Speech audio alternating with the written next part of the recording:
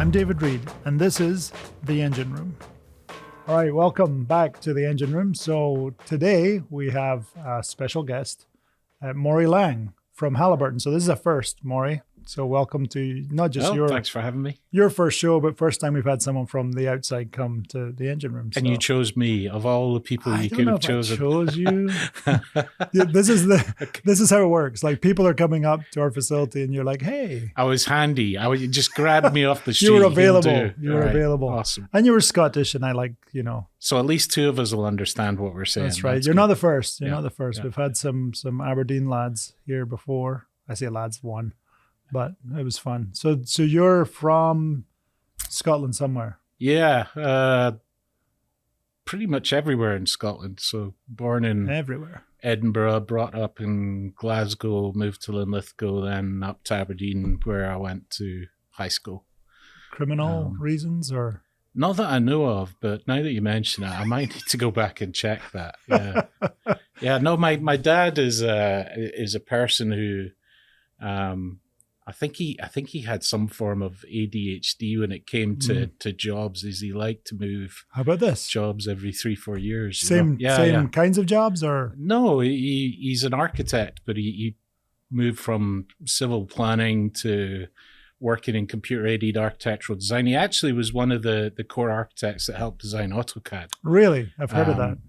So he still has free access to AutoCAD in the house, which he uses, which is is that a lifetime supply? It's kind of it's funny because is his name Otto?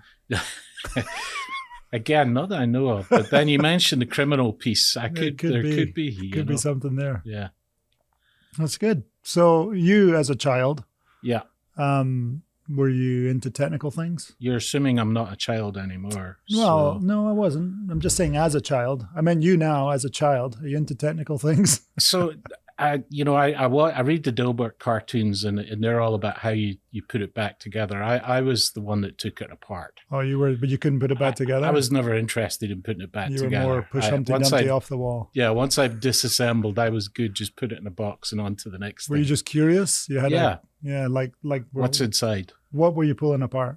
Anything.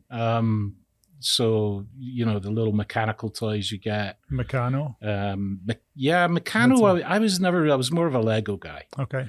But there's a point for saying Lego on this show, so it's pretty much, once you've said it, you're in a category. Right, good. You're the real deal. But I was a Lego disassembler, not reassembler. I like to see how the thing was put together. But machines as well? Like, were you taking apart clocks, or what? Yeah, I did have a habit of, sneaking. You don't need this watch anymore, Dad, right? And I'd start fiddling the back of it and take it to pieces just to see how it worked. But it is an odd thing. I never got into the whole put it back together again piece. That's the criminal part. You like to break things and steal things. So. I think most people in that I've worked with will tell you nothing's changed. Yeah, she still breaks everything that he touches. Yeah. That's interesting. So you're, and you ended up in Aberdeen? Yeah. So as when a I was punishment, isn't that like the Gulag or something? Parents moved there when I was 12. Went to the local high school there till then. I did college in Aberdeen as well. So decided to stay at home because I figured it was cheaper and I could save more money for beer that way. You weren't from Aberdeen, but you got in the vibe pretty quick. Yeah, it was a good time. So it was the early 80s when Aberdeen was really on the rise back then. The football team was winning the European Cups. I love that stuff. It was I was working at Pittodrie at the time. Yeah, I was a regular. And right up till I left Scotland, I used to go every weekend I could. Okay. So there's a rumor out there you were like a coach of a football team in Stonehaven. But yes. Little kids, so I saw that on your LinkedIn. So it wasn't a rumor, I saw it. But. Yeah, it kind of, what the truth of that is that when the kids were really young, my wife decided they needed some exercise, so she took them to the football, and then my wife decided that I needed to join them doing the exercise. It probably was in her plan all along. The problem is when you show up to do those things in Scotland, you are de facto now one of the coaching team. Yeah. And unfortunately, after the first sort of 6 months, the rest of them all disappeared. Yeah. So I was it. But I did all my UEFA coaching certs through because of it. Wow. But what always makes me chuckle is when we moved to the US around about 2007.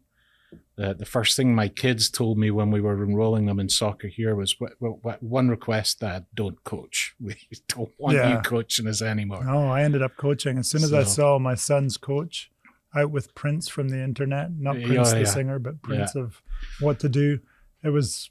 I'm like, okay, look, let me help you a little bit. And that turned into coaching. So.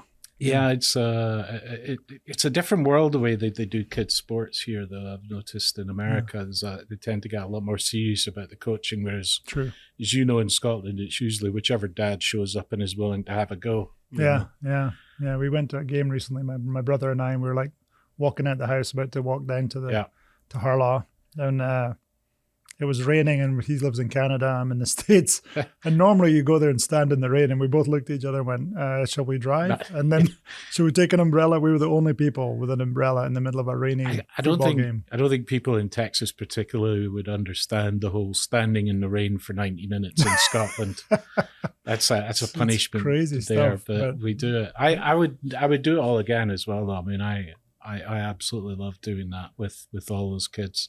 Yeah, because the thing with kids is they're you get the best of them in things like sports. They really want to achieve things and be good at what they're doing, and it's just really good, refreshing to work with kids at that age. So enjoyed it. Yeah, are you a natural trainer of others? Well, I wouldn't like to admit it, but I mean, if I look back in my past, I spent time as a trainer when I was in a previous company. I did the coaching. My mum was a teacher. My sister's a teacher. My wife is a teacher. Wow. At Lone Star College. So it's. I thought you were going to say of you. They were all trying to teach you something. Well, there's probably a good bit of that in there as well, but I'm uncoachable according to my wife. Well, it's probably true. I guess it's in there. I wouldn't say I don't get. It's not that I get satisfaction from teaching. It's not something I want to do, but I do get a lot of pleasure from watching people helping somebody else succeed. Yeah. Watching them apply what you've tried to imbibe with them. So. So your high school experience. Or as we call it, secondary in English. Yeah. Where did you go to school? Same place as you. You knew that was coming. I knew the answer. I have to pretend I don't know. So for those of you that don't know, we went to Hogwarts together in Aberdeen. It certainly looks like it. Yeah. Spirally towered old granite building with cold rooms and colder teachers. Oh, yeah. We're not going to get into warming your hands by getting a belt. But. No, but it was, school was an experience, and then I left school. That was good. Yeah, that was good. I felt that same way. Yeah. I don't know. I don't think school was an environment I was ever going to flourish in, quite frankly. You had the same thing I had, which you're dealing with, dyslexia in a time where no one knew what that was. No, I had the problem that I couldn't stop talking long enough to listen in class. You were trouble. I was trouble. Yeah. You were trouble. That's why we ended up in the same English class, which we just worked out today. Yeah, that is insane. 311, Mrs. Reed. Yeah. The worst class. I remember it was the class was actually off to one side. It was so bad they physically relocated us from everyone else. Yeah. Yeah, so that's interesting. So education after that, what did you do?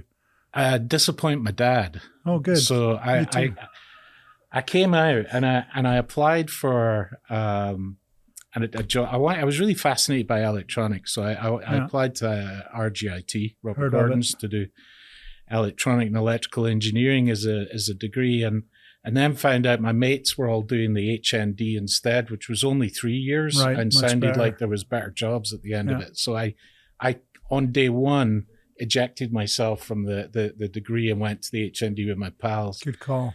When my dad, he was driving me back on the A90 to south out of Aberdeen, doing about 80 miles an hour. When I told him this, at which point it's just as well we all had seatbelts on, because it didn't go well. He wasn't too impressed with my decision making there. But like 3 years, Dad, I can be out and working. Yeah, the making money. weird thing is, what I learned from that was I'm not that wasn't me. So I came out of 3 years of electronics, kind of glad that I'd only done 3 years because my just didn't passion enjoy was, it at all. I just didn't see it as being something I was going to do for 20 plus years and I was going to enjoy doing. But what I had found was an interest in computing, but applied computing, not just software development. Yeah, not writing code, but actually, because in those days, if you could work a computer, you were pretty fancy. So what I did was I blagged my way into the master's program. Oh, really? With my HND. You blagged it? Yeah, I went to see the head of school and convinced them that I was a safe bet and he should just let me in. Yeah. And he did. But I only did the first year, as was my way. I got my postgraduate and then I went to work. But that was in computer applications and applied to engineering. Oh. So it was, I guess, the early days of computerized automation. Yeah. So you were like, when you did that, was that like this is what I love, or is it still like it's not quite a? Yeah, totally. This was your systems thing. making things work together. Yeah. I think that's why the whole take things apart but don't put them back together is I just wanted to know how things work, and I think what was going through my head is how I could make it work with something else. Because I did tend to take things apart and then make zombie dolls from hell with the bits and pieces that were there. I don't have any zombie dolls, but they had no practical purpose whatsoever. You're just you had an artistic side as well. My room was full of things which probably should never have existed. But that's where I found the passion is that I could see that most of the people I came across seemed to be really focused on disciplines and verticals and think in verticals, and I found that I don't. Well, and did you tend not to be a classic engineer? Is that true? You kind of had a different way of looking at things, and my engineering professor, you get they assign you a mentor. Yeah, when you're in college, he did tell me I was the most consistently bad student he'd ever had to work with. Consistency is good as you learn in automation. I took that as a positive. You're like, I'm consistent. Yeah. I'm hearing consistent. Is that what you said? But his point was, he said, you're consistently bad at everything, but you're strangely good at everything. And it sort of makes sense and works for you. Yeah. And I think that's when when I went into the oil and gas industry working for Xlog, who are no more. They're Xlog no more, yeah. They got wrapped into Baker Hughes, but did you get wrapped into Baker Hughes too? I did for 25 years. Took a while to get out. I think you don't say bad things about Baker Hughes. No, I'll say I think you reach a point in your career where you have to make the decision of whether growth is important enough to you that you're going to leave, because you may need to do that to actually grow yourself because you've tapped out the opportunities you can probably get where you're at. Yeah. Or whether you knuckle down and make a concerted effort to make that happen where you're at. I just decided at 25 years, I was, a company came in and offered me an opportunity to go and work in a data science and analytics company that was really fascinating to me at the time, what could be achieved with that. I thought, I'm game to do this. Of course, good. 1 week later. High risk at 25 years. Yeah, and about a week after I'd done it, it was all regrets. You're like, oh. But then you sit down and you make it work. Yeah.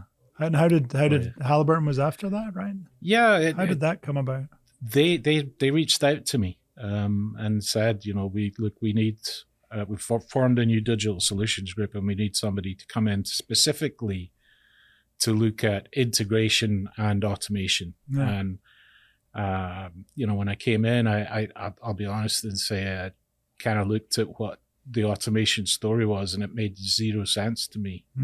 We had people writing automation control loops for rigs, and I'm like, but you don't have any rigs. Yeah.